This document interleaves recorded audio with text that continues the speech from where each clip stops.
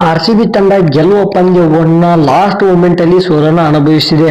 ಕೆಲವರು ಆರ್ಸಿಬಿ ಸೋತೆ ಹೋಯ್ತು ಅಂತ ಟಿವಿನ ಆಫ್ ಮಾಡಿದವರು ತುಂಬಾ ಜನ ಇದ್ದಾರೆ. ಏನಾಯ್ತು, ಯಾಕೆ ಸೋತ್ರು, ಫುಲ್ ಮಾಹಿತಿ ನೋಡೋಣ.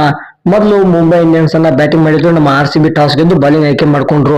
ಮುಂಬೈ ಇಂಡಿಯನ್ಸ್ ತಂಡ 200ಕ್ಕೆ 4 ವಿಕೆಟ್ ಅನ್ನ ಕಳೆದುಕೊಂಡಿತ್ತು. ಅಂದ್ರೆ 199 ರನ್ಗಳ ಒಂದು ಸ್ಕೋರ್ ಅನ್ನ ಮಾಡಿದ್ರು. 200 ಟಾರ್ಗೆಟ್ ಅನ್ನ ನಮ್ಮ ಒಂದು ಆರ್ಸಿಬಿಗೆ ನೀಡಿದ್ರು. ಮ್ಯಾಥ್ಯೂಸ್ ಅವರು 56 ರನ್ಗಳನ್ನ ಕಲೆ ಹಾಕೋತಾರೆ. ಮತ್ತೆ ನ್ಯಾಟ್ ಸ್ಕಿವರ್ ಅವರು ಸೆಂಚುರಿಯನ್ನ ತೆಗೆದುಕೊಳ್ತಾರೆ. WPL ನಲ್ಲಿ ಫಸ್ಟ್ ಸೆಂಚುರಿ ನ್ಯಾಟ್ ಸ್ಕಿವರ್ ಅವರು ತೆಗೆದುಕೊಳ್ತಾರೆ, ಅದು ಕೂಡ ಆರ್ಸಿಬಿ ವಿರುದ್ಧ. ಕೌಲ್ ಅವರು ಬಂದು ಕೊನೆ ಮೂಮೆಂಟ್ ಅಲ್ಲಿ 20 ರನ್ಗಳನ್ನ ಕಲೆ ಹಾಕೋತಾರೆ 12 ಬಾಲ್ ಅಲ್ಲಿ. ನಮ್ಮ ಆರ್ಸಿಬಿ ತಂಡದ ಪರವಾಗಿ ಬೆಲ್ ಅವರು 2 ವಿಕೆಟ್, ನಡಿನ್ ಅವರು 1 ವಿಕೆಟ್, ಶ್ರೇಯಾಂಕ ಪಾಟೀಲ್ ಅವರು 1 ವಿಕೆಟ್ ಅನ್ನ ತೆಗೆದುಕೊಳ್ತಾರೆ. ಬಟ್ ಈ ಒಂದು 200 ಮೊತ್ತವನ್ನ ಚೇಸ್ ಮಾಡಕ್ಕೆ ಬಂದಂತ ನಮ್ಮ ಆರ್ಸಿಬಿ ತಂಡ ಗ್ರೇಸ್ ಅವರು 15 ರನ್ಗಳನ್ನ ಕಲೆ ಹಾಕೋತಾರೆ.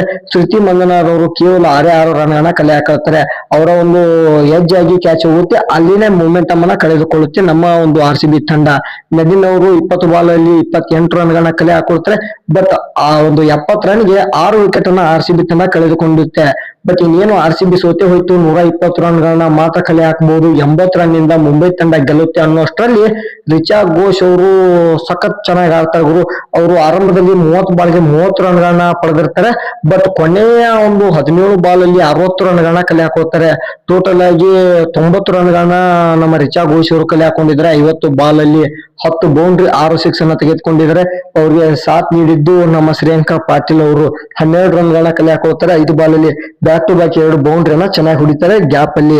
ಒಟ್ನಲ್ಲಿ ಇನ್ ಕೇಸ್ ಆರಂಭದಲ್ಲಿ ಸ್ವಲ್ಪ ಪುಷ್ ಕೊಟ್ಟಿದ್ರೆ ಟಾಪ್ ಆರ್ಡರ್ ಬ್ಯಾಟ್ಸ್ಮನ್ಸ್ ಗಳು ಖಂಡಿತವಾಗ್ಲೂ ಇಂದು ಆರ್ಸಿಬಿ ಗೆಲ್ತಾ ಇತ್ತು. ಅಥವಾ ಇನ್ನೊಂದು ಓವರ್ ಸ್ವಲ್ಪ ಬೇಗನೆ ಬಿಗ್ ಹಿಟ್ ಹೊಡೆಯಕ್ಕೆ ಟ್ರೈ ಮಾಡಿದ್ರೆ ಖಂಡಿತವಾಗ್ಲೂ ರಿಚಾ ಘೋಷ್ ಅವರು ಆರ್ಸಿಬಿ ತಂಡವನ್ನ ಗೆಲ್ಲಿಸ್ತಾ ಇದ್ರು. ಬ್ಯಾಕ್ ಟು ಬ್ಯಾಕ್ ಆರ್ಸಿಬಿಗೆ ಸೋಲಾಗಿದೆ. ಇದೇ ರೀತಿ ಹೆಚ್ಚಿನ ವಿಡಿಯೋಗಾಗಿ ಚಾನಲ್ ಸಬ್ಸ್ಕ್ರೈಬ್ ಮಾಡಿ ಸಪೋರ್ಟ್ ಮಾಡಿ. Thank you.